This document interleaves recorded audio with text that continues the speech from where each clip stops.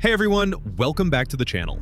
Tonight, we're diving into one of the most exciting targets you can capture in the night sky, Comet C/2025 R2 SWAN, formerly known as SWAN 25b. What's incredible about photographing comets is that you don't need a telescope, just a DSLR or mirrorless camera. A sturdy tripod and some patience are enough to capture this icy traveler.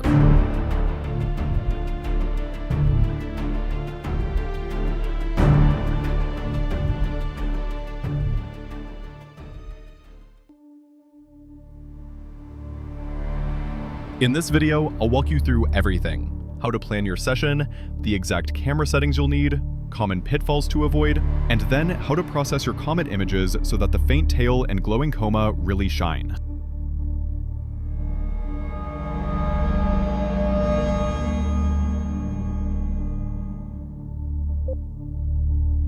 Step 1 is planning. Comets don't sit still. They move night by night, sometimes even hour by hour, against the background stars. And their brightness can change dramatically, so it's crucial to get up-to-date info. Alright, Comet Watchers, here's the latest update. Big news! The Central Bureau for Astronomical Telegrams has officially named Comet SWAN 25b. Its full designation is now C/2025 R2 SWAN. The CBET release included a detailed discovery timeline, plus updated orbital elements and ephemerides. So let's break down what this means for us observers. According to the newest calculations, C/2025 R2 SWAN will make its closest pass to Earth on October 21st, 2025, coming within about 40.2 million kilometers. That's 25 million miles, or roughly 0.27 astronomical units. Now here's the really exciting part. The comet is expected to reach peak brightness around October 10th, shining at about magnitude 5.8. That's right on the edge of naked eye visibility from very dark skies, but for most of us, it will mean breaking out binoculars or a camera. And here's a helpful sky tip. On September 17th, the comet will pass close to Messier 16, better known as the Eagle Nebula. That pairing makes it much easier to track down and to take amazing photos.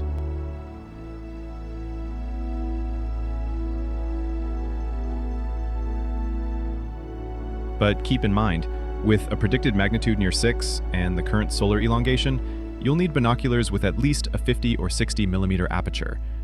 Or better yet, try long exposure photography to capture it clearly.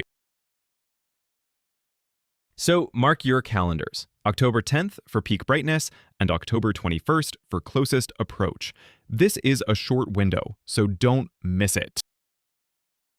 I recommend checking the Minor Planet Center's Comet Ephemerides, or websites like heavensabove.com. You can also plug the coordinates into a planetarium app like Sky Safari, Stellarium, or Starwalk on your phone. That way, you'll know exactly where Comet SWAN 25b is in relation to constellations you can spot with the naked eye. And remember, comets are fragile. They're faint, wispy objects. So the darker your sky, the better. If you're near a city, try to get at least 20 to 30 miles out, away from light domes. Also, avoid nights with high humidity or haze. Even thin cirrus clouds can completely wash out the tail.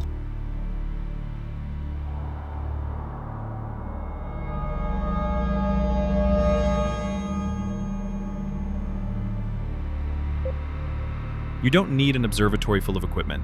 A DSLR or mirrorless camera, a sturdy tripod, and a lens are all you need.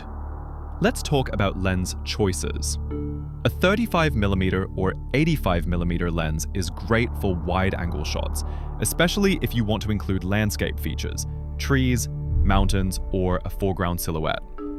A 135mm or 200mm telephoto will let you zoom in on the coma and capture more detail in the tail. If you're lucky enough to have a tracking mount, you can even use 300mm or 400mm lenses for close-up frames. Make sure your tripod is solid. Even a slight wobble will ruin long exposures. And if it's windy, hang a backpack from the tripod's center column for stability.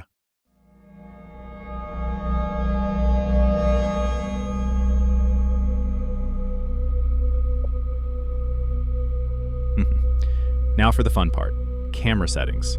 I'll give you two scenarios, shooting with a simple tripod and shooting with a star tracker.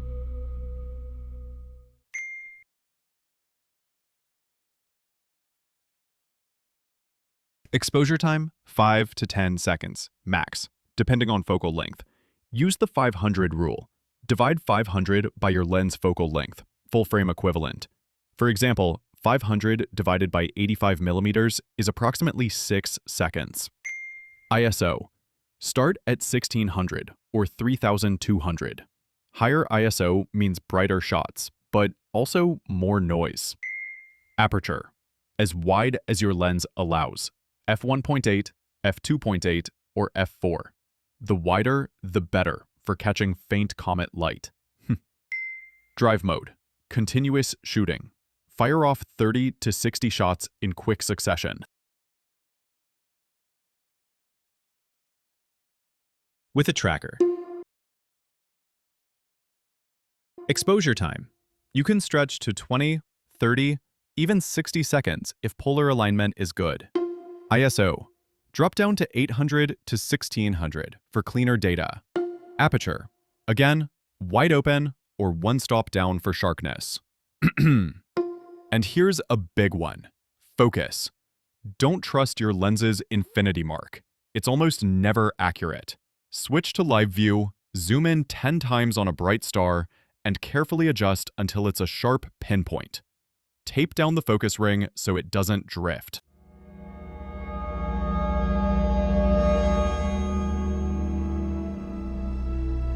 Once you've collected your frames, it's time to process. And honestly, this is where the Comet really reveals itself. Stacking. Load your images into Deep Sky Stacker.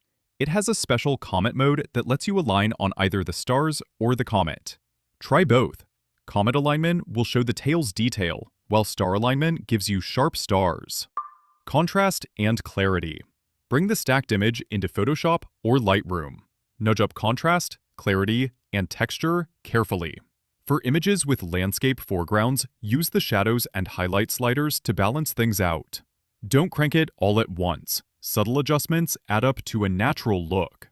Color balance. Many comets, including C/2025 R2, glow with a green tint. That's ionized diatomic carbon fluorescing in sunlight. You can bring out this natural color with a cooler white balance. But again, don't overdo it. You want a comet, not a neon sign. Noise reduction. High ISO equals noisy frames. Apply noise reduction selectively. Smooth the background sky, but preserve the coma and the fine streamers in the tail. If you have access, tools like Topaz Denoise AI do a fantastic job. Otherwise, Lightroom's Luminance Noise Slider works well if applied gently.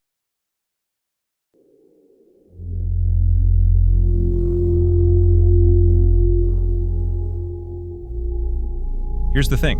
Comets are time capsules. They're icy leftovers from the birth of the solar system, billions of years ago. Every time one comes close enough to photograph, it's a once-in-a-lifetime opportunity. C/2025 R2, SWAN, might not come back in our lifetime. So if you get a chance to shoot it, you're literally capturing a piece of cosmic history.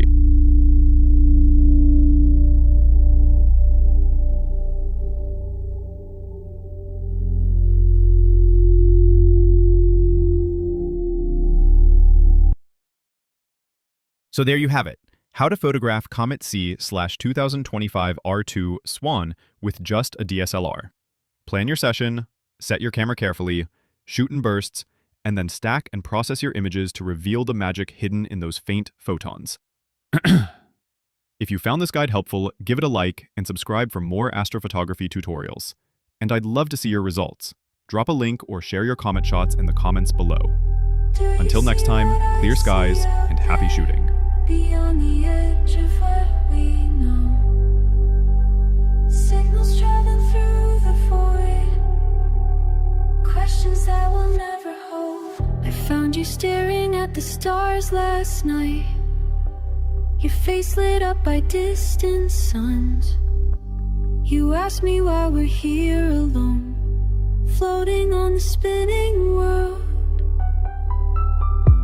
The telescope reveals new worlds, but can't explain why we exist.